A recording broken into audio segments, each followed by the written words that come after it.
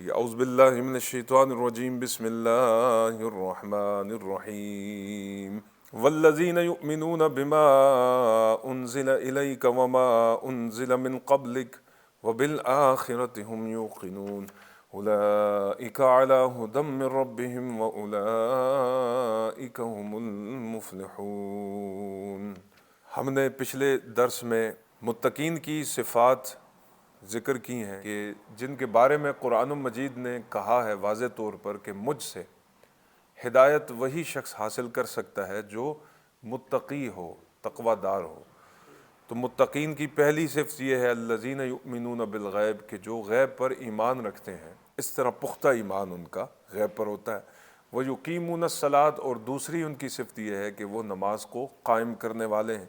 وَمِمَّا رَزَقْنَاهُمْ يُنْفِقُونَ، اور جو رزق ہم نے انہیں دیا ہے وہ اس میں سے خرچ کرنے والے ہیں، یعنی وہ کنجوس نہیں ہوتے رزق کے معاملے میں۔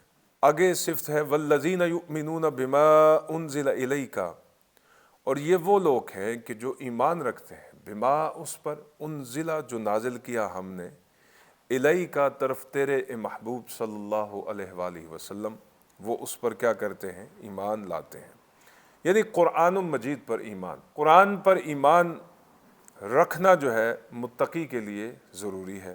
وما انزل من قبلک، اور اس پر بھی ایمان رکھتے ہیں، انزلہ نازل کیا، من قبلک آپ سے پہلے، توریت، انجیل، زبور اور دیگر صحائف جو دیگر انبیاء کو عطا ہوئے، ہم ان سب کے اوپر ایمان لاتے ہیں۔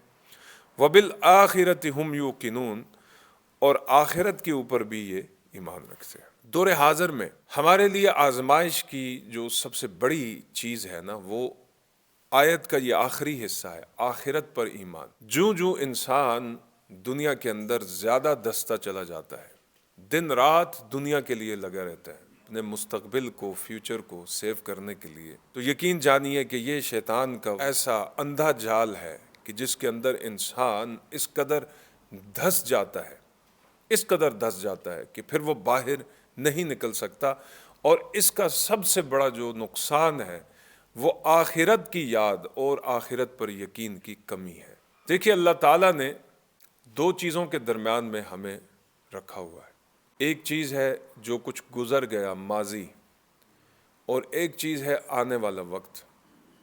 ہم ہیں درمیان میں، پریزنٹ میں، حال کے اندر، تو ہمیں اپنے حال کو درست کرنا ہوگا۔ ہمارا حال درست نہیں ہے، لیکن ہمیں فکر ہے آنے والے وقت کی، اور غم ہے گزرے ہوئے وقت کا۔ جو کچھ گزر گیا سو گزر گیا، وہ دوبارہ سے آ نہیں سکتا، اور جو کچھ آئے گا آگے اس کو ہم اپنی مرضی کے مطابق نہیں بنا سکتے۔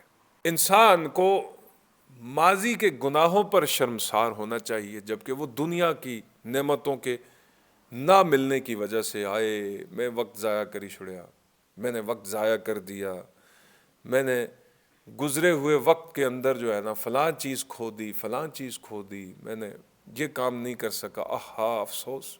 یعنی دیکھیں تو آپ ماضی پر اگر غم کا اظہار کیا جا رہا ہے تو وہ بھی دنیا کے لیے ہے۔ پھر آنے والے وقت کے لیے انسان جو پلاننگز کرتا ہے وہ بھی پیسے کی ہی کرتا ہے، مکان، جائیداد، ٹھیک ہے، پیسہ بنانا، فیوچر اپنا سیو کرنا، میں بوڑھا ہو جاؤں گا تو مجھے کون رکھے گا، اتنا پیسہ میں اکٹھا کر لوں کہ جس سے میں جو ہے نا اپنا بڑھاپا اچھی طرح سے گزار لوں، اتنا پیسہ میں اکٹھا کر لوں جس سے میں اپنے آنے والے بچوں کے لیے کچھ کر کے چلا جاؤں۔ ٹھیک ہے، غلط ہے بالکل۔ کیوں غلط ہے؟ غلط اس لیے ہے کہ جس نے آپ کو پیدا کیا ہے وہ ان چیزوں کا ضامن ہے، اس کے ہاتھ میں ہے سب کچھ۔ تو میں کہنا یہ چاہ رہا تھا کہ جو یاد ماضی ہے وہ بھی عذاب ہے، اور جو آنے والا وقت ہے وہ بھی عذاب ہے۔ کس اعتبار سے عذاب ہے؟ کہ دونوں کے لیے کیا ہے؟ دنیا ہی ہے۔